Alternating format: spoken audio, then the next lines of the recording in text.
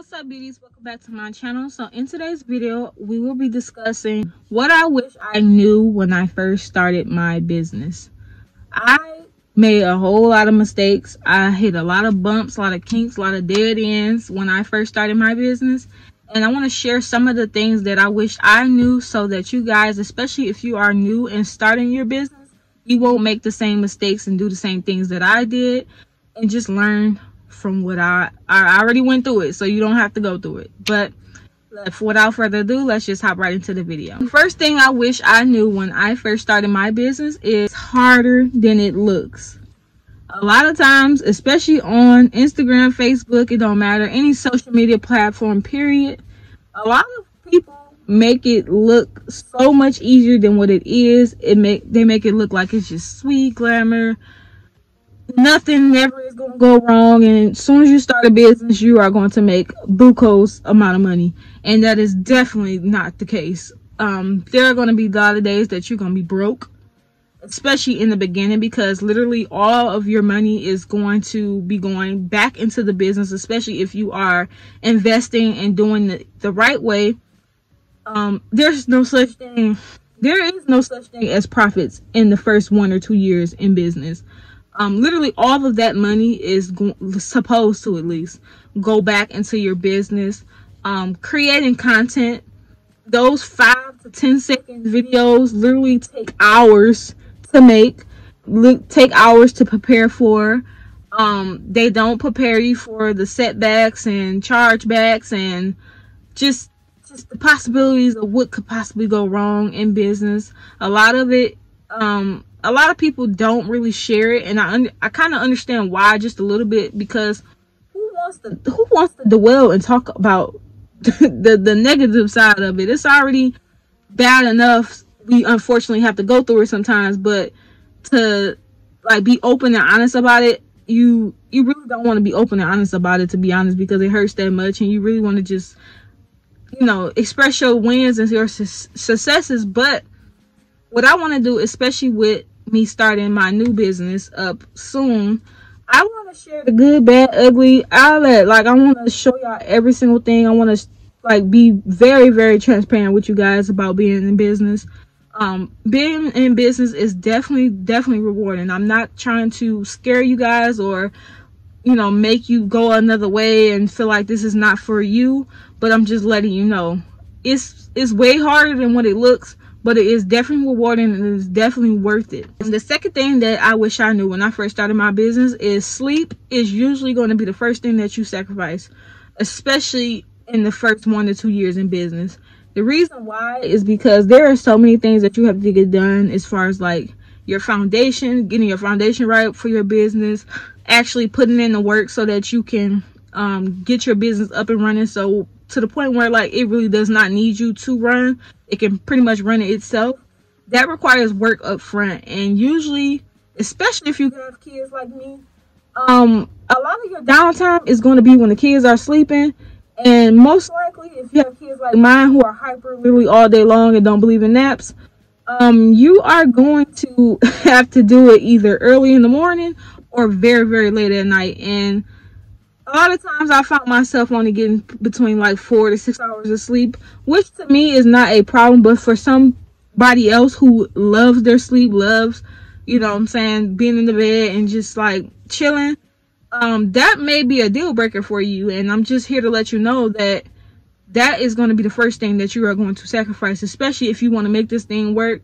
You have to be willing to put the work up front. You can't just wake up, say I want to start a business, and immediately go think that you're going to be a boss. You have to, unfortunately, in your business, especially when you're starting your own business, you're going to be the worker first. You have to literally work your way up to boss status. Like, it's not the other way around. Like, you're not going to be at boss status and think that everything is just gonna run and you're just gonna run everything, call the shots and stuff like that. You literally start from the bottom in your own business and work your way to the top of CEO boss status. It doesn't work the other way around, unfortunately, and you have to put the work up front. And what are you going to sacrifice and do in order to get to that status? Are you going to sacrifice you not going to sleep? pretty much not going to sleep and you having to stay up late at night just so that you can get this business up and running the way that you want to, or are you going to bullshit? You have to choose between the two. And a lot of times, especially when I started my first business, I was bullshitting a lot. I knew what I had to do, but I didn't want to do it because I felt like it was too hard. And eventually it cost me. And it definitely showed up in my work. And it definitely showed up in how many people were being aware of me. And you definitely could tell in my sales when I first started my business. So the third thing I wish I knew when I first started my business is followers do not equal sales. So many times, especially as new entrepreneurs, we see all these other girls, other people on social media, they have all these followers, and you just think, oh dang, they got 1 million followers, or they got 100,000, 500,000 followers, that automatically means that they are top dog on top of it. And that is definitely not the case. Honestly, I've seen that firsthand with someone that I didn't know, who literally would put up a front for social media, and on social media they were like that person, but I knew them in real life and they didn't even have a car, a house, or anything to their name, and they were literally asking me for $5 every time they saw me. So you can't look at people's followers counts and thinking that they are some type of success, some type of money. A lot of people rent stuff for content. A lot of people fluff and do a lot of things for social media. A lot of people get off of, just, I don't know, it's just something about followers. I guess it equals to popularity, and people automatically just assume that it equals to dollars, especially if people are portraying a certain lifestyle. I'm pretty sure you guys know people who literally flex with other people's stuff on and do certain things to make other people think that they have it all together, and you really know them in real life. So you can't equal follower to dollars. I've literally saw people who had only 500 followers on Instagram literally making $10,000, $15,000 every single month consistently. It does not matter about followers. It matters about impact. It matters about the value that you're adding. And it matters about how often you are showing up. All that other stuff, it don't matter. Followers are just a number count. It does not matter, in other words, okay? The fourth thing I wish I knew when I first started my business is being an entrepreneur will make you face your weaknesses. No matter what. It don't matter how much you try to hide from it. It don't matter how much you try to run from it. It's going to expose some ish about you that you've been running from and hiding from. I always say, being an entrepreneur forced me to heal as a person. It forced me on this spiritual journey, and it really, honestly, forced me. It allowed me to get to know who God really was and how God really show up in your life. A lot of stuff that I was learned and taught growing up, what I soon to know when I became an entrepreneur, was fluff. A lot of things I was conditioned to know was lies. Entrepreneurship definitely revealed that, and it also revealed a lot of flaws about myself. It revealed to me that I really did not have patience. It revealed to me that I really have a short temper. It revealed to me that I'm really not consistent. This is what it revealed to me when I first started my business. And it took for me to start my business to even realize these things, because a lot of people around me, because we were all doing the same things, they wasn't really telling me what I was lacking in or doing wrong. So when you're around people, that's why it's so important to get out of your environment, because if you are around people who are literally doing the same things all the time that you are currently in, as far as like negativity or really just not trying to prosper in life, you're not going to see the difference, or you're not going to see why you don't need to be in these certain places. It's going to take for you to get out of your comfort zone, be around some people who is really top dog on some ish. They ain't really got to be like up there top tier stuff, but they definitely need to be on the level that you aspire to be on, and you need to take as many notes as possible. There's nothing wrong with being inspired, being encouraged, and taking notes from someone who is better than you. You are trying to get to another level, so you need to be trying to figure out as much as information as possible, being around people like just like that on their ish, doing different stuff, because it's going to expose a lot of things about you.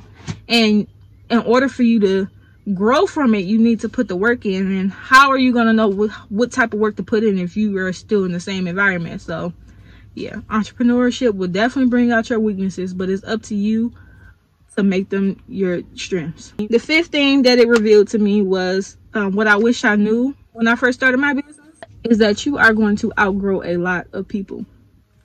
That for me was one of the hardest things that I had to face and do, was just realizing and accepting that everybody can't go to the top with you. Everybody can't go to the next level with you.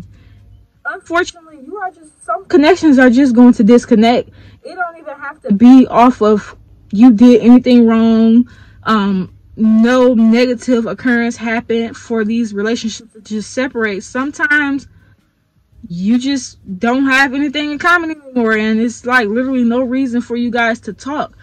Not even intentionally, but just you guys are now on, it's like going down a path, and the path split, and it's either one way or this way, and it's like, you know, you just go your separate ways, unfortunately. And I've outgrown a lot of people throughout my journey, and it hurt me. And I really for a long time used to blame myself, or just try to figure out what did I do wrong, or why did this certain person or thing not work out. I thought we were literally gonna grow old together or be friends for a lifetime, and it did not plan that way. And it's nothing necessarily that you did all the time. Stop blaming yourself. Stop thinking that you are the cause and the reason for things ending. Sometimes endings are meant to and needed to happen in order for you to grow.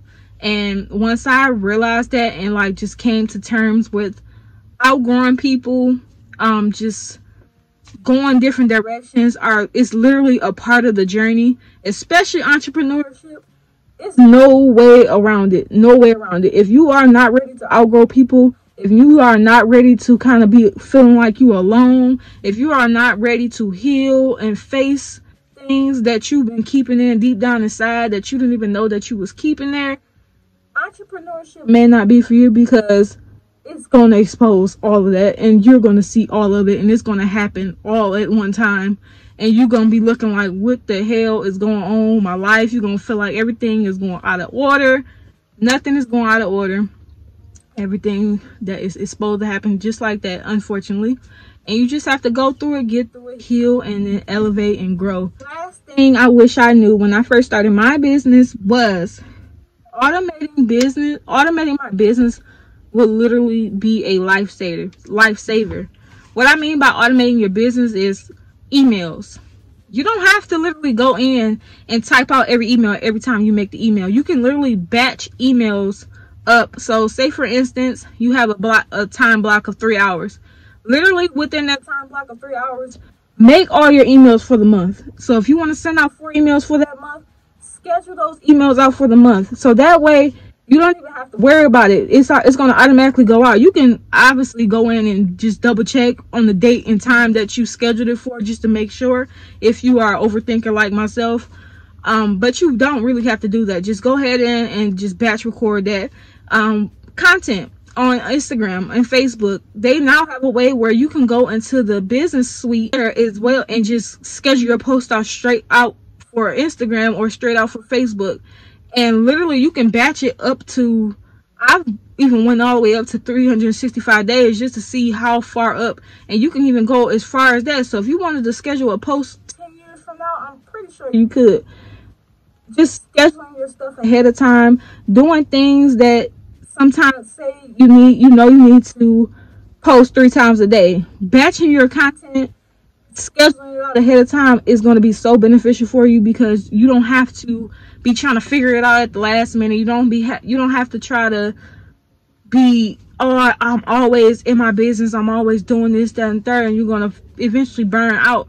So batching these things up, just putting things on automate that you know you can, if you can. Obviously you can't automate commenting unless you want to be a bot on Instagram, but just a lot of tasks in our business we can definitely automate. You don't have to literally manually do every single task, and it will save you so much time, so much energy, and you can literally just work smarter and not harder. You can put your focus on other tasks that need more focus on things that are going to actually grow your business, push it forward, make sure that you are just doing things that are going to generate more money, more sales, more customer service experience, rather than the little tedious tasks, but you still need to do them. Emails, content, text messaging, influencers, things like that. Just creating systems and automating things is going to be a game changer and a lifesaver for you mentally. Mentally, especially if you have kids. But this is the end of this video. This was what I wish I knew when I first started my business. If you found this video helpful, be sure to give it a like, and also comment down below what other video ideas you guys want to see, because I would love to make a new video on whatever the topic is, and I will definitely be happy to do that for you guys. But if you have not already, be sure to hit that subscribe button and also turn your post notification bell on so you won't miss when I upload. But until next time, you guys,